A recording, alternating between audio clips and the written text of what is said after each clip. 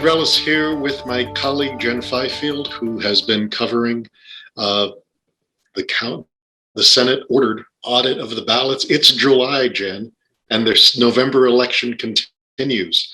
They're out of the Coliseum. What is going on at the fairgrounds? So they recently moved from the Coliseum to a building called the Wesley Bolin Building. It's on the south side of the fairgrounds near the cattle barns. It's normally used as an exhibit hall. And they did this because their lease ran out at the fairgrounds. And so they're now in this building that doesn't have air conditioning, setting up coolers to try to keep it cool enough for workers who are coming back to do another recount of every ballot cast in the county. So they've already did a recount of not just the ballots, but what two races were, president and Senate. How is this second recount done in this process different? So as you know, the Senate hired cyber ninjas and various subcontractors to do this full audit that looks at not just recounting the votes, but also examining the ballots and examining the county's voting machines too.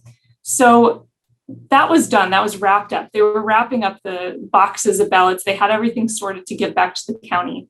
And then suddenly they announced that they're going to open the boxes back up and recount every single ballot using a different contractor, or Randy Pullen, the audit spokesperson, might lead that too.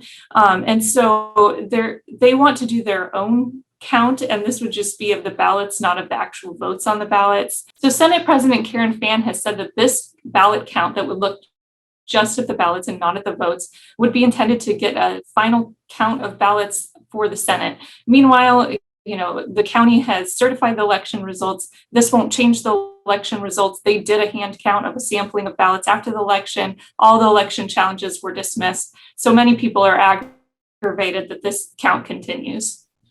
So just so I have it straight, they're counting the ballots. Before they were counting the ballots, examining the ballots, and trying to tally up votes for Trump, Biden, and McSally, Mark Kelly.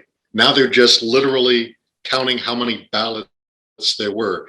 Was there a dispute about how many ballots were actually cast, or that there might be extra ballots or missing ballots? There were some rumors coming out of this audit that there were missing ballots. That might have stemmed from the fact that the Senate's contractors didn't have the correct forms to start out with to tell them the number of ballots in each box that they had.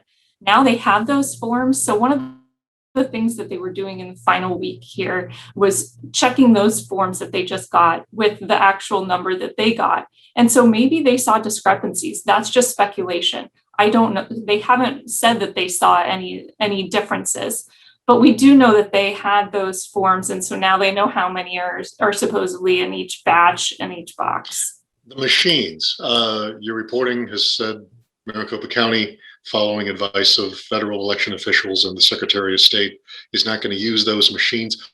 Where are the machines that we use to cast our ballots in the November 2020 election? The voting machines are in the Bolin building with the ballots right next to them. The contractors made copies of those machines.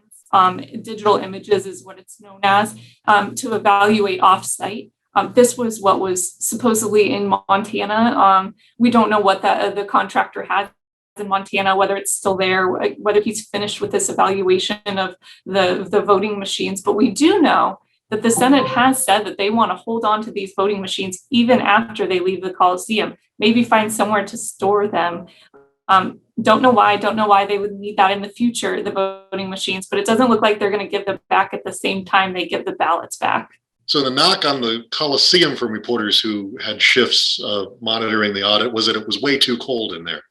What's your understanding of what it's like in this swamp-cooled building? Two of our reporters, Joshua Bowling and Mary Jo Pitzel, were there recently. They got the temperature as 88 degrees on at least one side, the side that the media is on.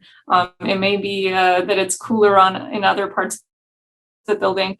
But as I know, when my electricity goes out in my house, or my air conditioning, even anytime it approaches 90 indoors somewhere in Arizona, it's definitely not comfortable.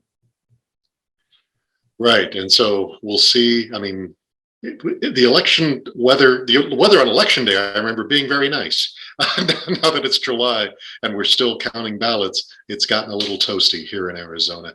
But Jen, I know when we're looking forward to your reporting on the continuation of the counting and seeing when a report may come through, and we'll count on you and our colleagues at AZ Central for all that.